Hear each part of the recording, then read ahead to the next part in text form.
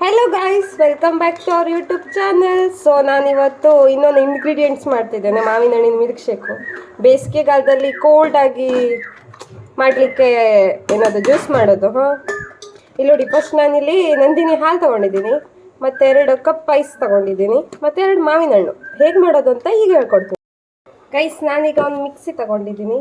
So ಈಗ ಇಲ್ಲಿ ನೋಡಿ, ಮಾವಿನ ಹಣ್ಣು ಹಿಂಗೆ ಕಟ್ ಮಾಡ್ಕೊಂಡಿದ್ದೀನಿ. ಇದನ್ನೀಗ ಈ ರೀತಿ ಕಟ್ ಮಾಡ್ಕೋಬೇಕು. ಇದು ಫುಲ್ ಹಣ್ಣಾಗಿಬಿಟ್ಟಿದೆ, ಅದಕ್ಕೆ ಈಗ ಕಟ್ ಮಾಡ್ಕೊಳ್ಳಲ್ಲ, ಹೀಗೆ ಹಾಕ್ತೀನಿ. ಈಗ ಮಾವಿನ ಹಣ್ಣನ್ನೆಲ್ಲ ಹಾಕ್ಕೊಂಡಿದ್ದೀನಿ. ಈಗ ಹಾಲು ಹಾಕ್ಕೊಳ್ತೀನಿ ನಾನು. ಸೊ ಈಗ ನಾನು ಹಾಲು ಹಾಕ್ಕೊಳ್ತಿದ್ದೀನಿ. ಎಷ್ಟು ಜನಕ್ಕೆ ಬೇಕು ಅಂತ ಅಷ್ಟು ಜನ ನೋಡ್ಕೊಂಡು ಹಾಲು ಹಾಕ್ಕೊಳ್ಳಿ, ಆಯಿತಾ. ನಾನಿಲ್ಲಿ ಐಸ್ ಕ್ರೀಮ್ ಹಾಕ್ಕೊಳ್ತಿದ್ದೀನಿ. ಐಸ್ ಕ್ರೀಮ್ ಸ್ವಲ್ಪ ಕರಗೋಗಿದೆ ಗೈಸ್.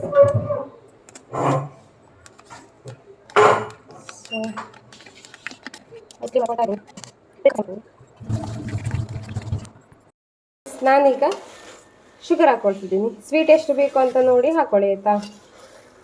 ನಾನಿಲ್ಲಿ ಒಂದು 5 ಸ್ಪೂನ್ ಶುಗರ್ ಹಾಕ್ಕೊಳ್ತೀನಿ. ಮಾವಿನ ಹಣ್ಣು ತುಂಬ ಸ್ವೀಟ್ ಆಯ್ತಂದರೆ ಹಾಕೋಬೇಡಿ, ತುಂಬ ಎಷ್ಟು ಬೇಕು ನೋಡಿ ಹಾಕ್ಕೊಳ್ಳಿ. ಈಗ ಇದೆಲ್ಲ ಗ್ರೈಂಡ್ ಮಾಡ್ಕೊ ಬರ್ತೀನಿ. ನೋಡಿ ಈ ರೀತಿ ಕಾಣಿಸುತ್ತೆ, ಎಷ್ಟು ಮಸ್ತಾಗಿ ಕಾಣಿಸುತ್ತಲ್ಲ. ಒಂದು ಕಪ್ ತಗೊಂಡು ಇದನ್ನು ಈಗ ಹಾಕ್ಕೋಬೇಕು. ಹೀಗೆ ನೋಡಿ, ಪಲ್ಪಿಯಾಗಿ ಎಷ್ಟು ಚೆನ್ನಾಗಿ ಬಂದಿದೆ. ನಾನೀಗ ಒಂದು ಐಸ್ ಕ್ಯೂಬ್ ಹಾಕ್ಕೊಳ್ತೀನಿ.